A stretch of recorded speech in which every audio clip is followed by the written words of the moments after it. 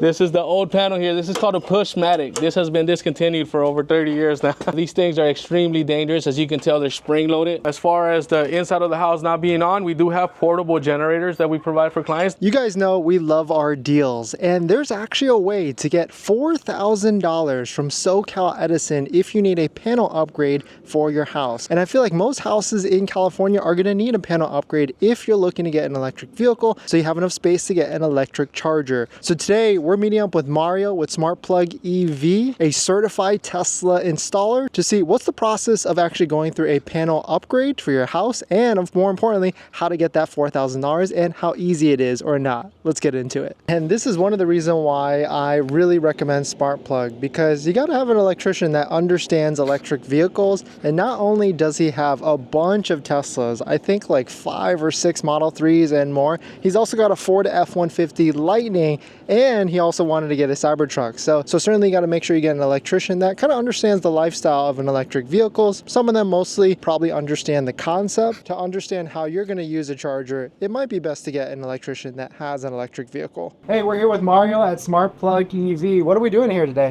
Panel upgrade through that Edison program. Nice. So tell me about the Edison program, because I've heard a lot about it. Like you get like $4,000 or like $4,500 with it? Yeah, it's $4,200 that Edison is willing to cover for the panel upgrade alone.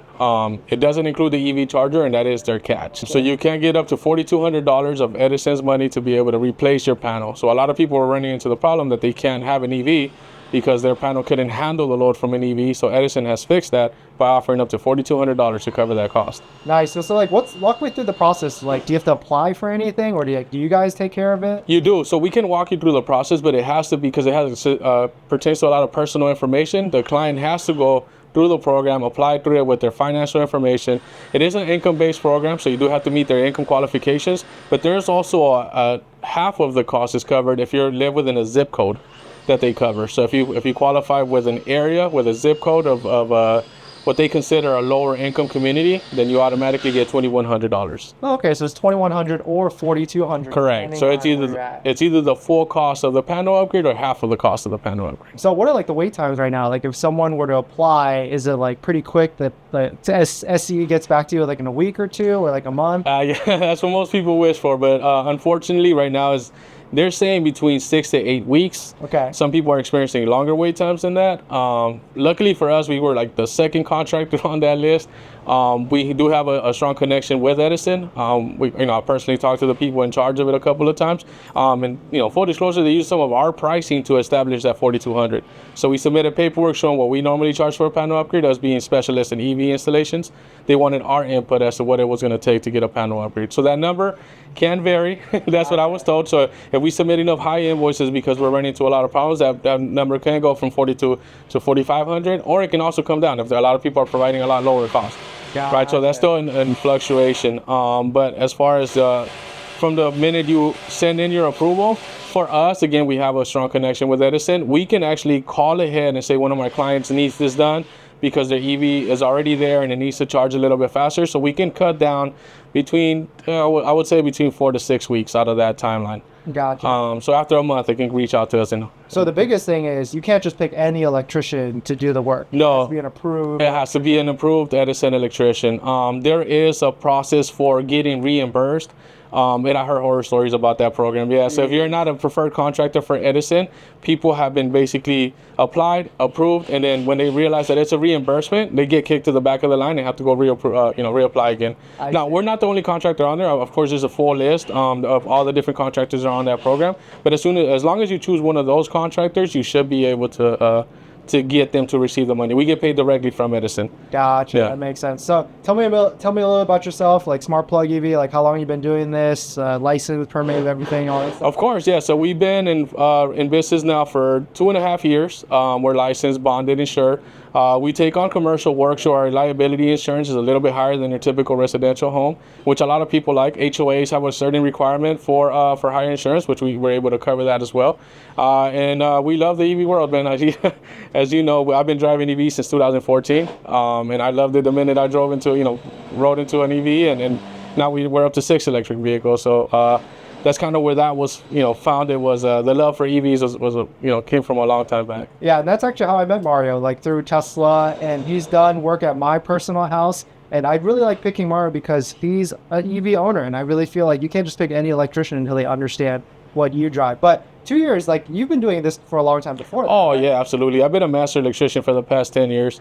And I was working corporate before I did this. I kind of gave you my background on that, and just to kind of go over that, I was master electrician for the past 10 years. I was a general superintendent for a nationwide contractor. Okay. So I used to, handle about, $20 million worth of electrical work Nice. on an annual basis. And then I seen what was existing here in this world was basically a gap of understanding of what it takes to charge an electric vehicle. That's why these programs are out, Right. because all the electrical fires that were happening, a lot of stuff, people that don't understand, residential electricians don't understand the load that an EV puts in a home. Right. It's equivalent to an industrial motor, to put it in exact terms. Like there's a specific section in our code book that covers these type of loads, and most people are not aware of that if you're a residential electrician. And that's why we started this company, and we're focusing on on low income now, because we're trying to help out the low income community.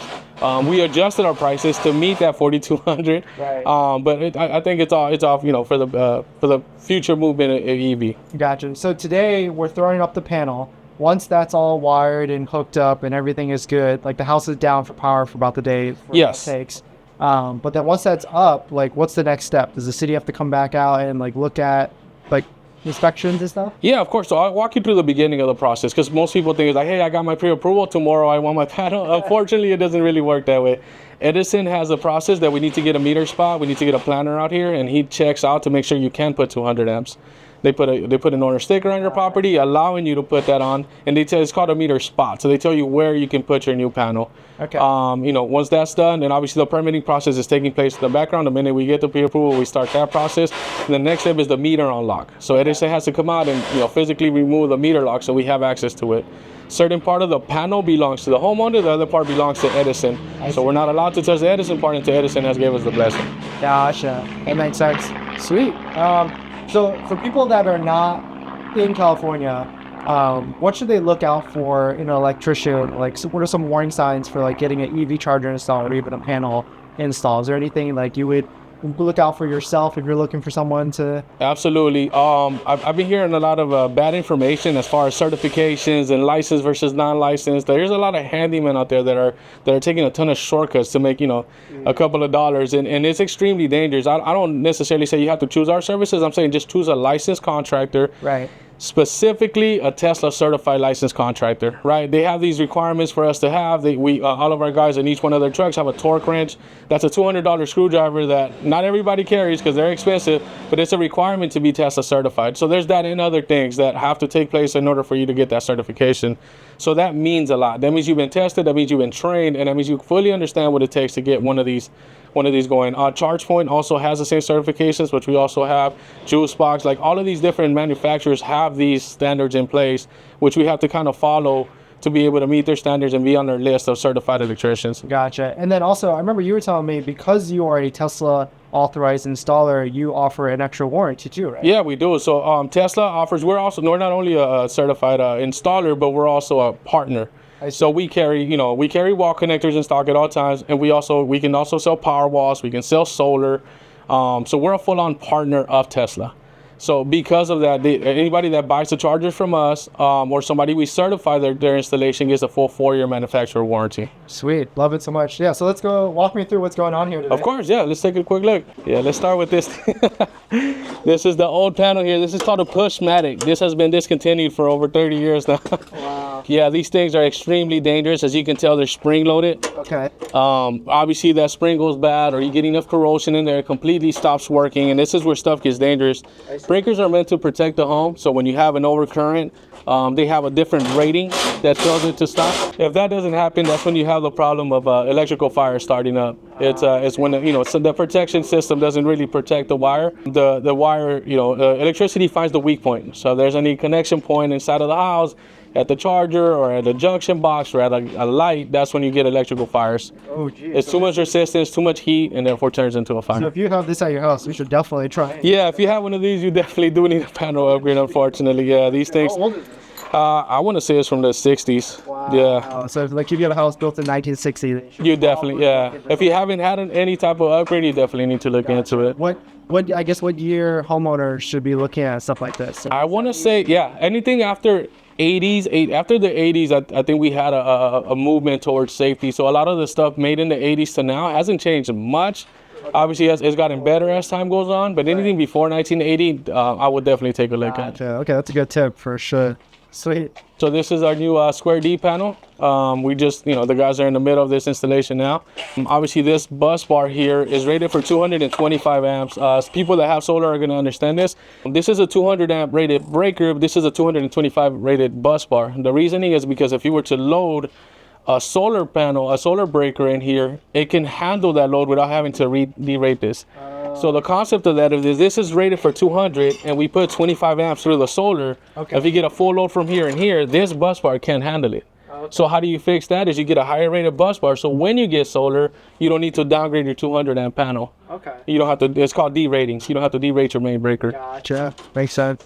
Sweet. So how long does this job usually take? It has to be a one-day job because the power does have to be down, unfortunately. But these guys are pretty good. They do it on an everyday basis, so we're getting pretty efficient at getting this done in one day. As far as the inside of the house not being on, we do have portable generators that we provide for clients. They chose not to have that option, but we do have very expensive battery-powered generators that they can power up the house basically for the whole day. And that'll be for people that work from home. If you want your internet to run, your fridge, obviously, your computers, all of that stuff can continue to run while we do our panel upgrade. And so you can just hook that up to the whole house? No, you choose certain circuits. Yeah. So we have a bunch of extension cords and splitters that we can set up temporarily for the day. We've had people that run their business out of their homes. Like this last week, we did a nail lady that did amazing work. She had nonstop clients. Our business never stopped, even though our power was down for the whole day. That's awesome. So we provide that service as well. Yeah.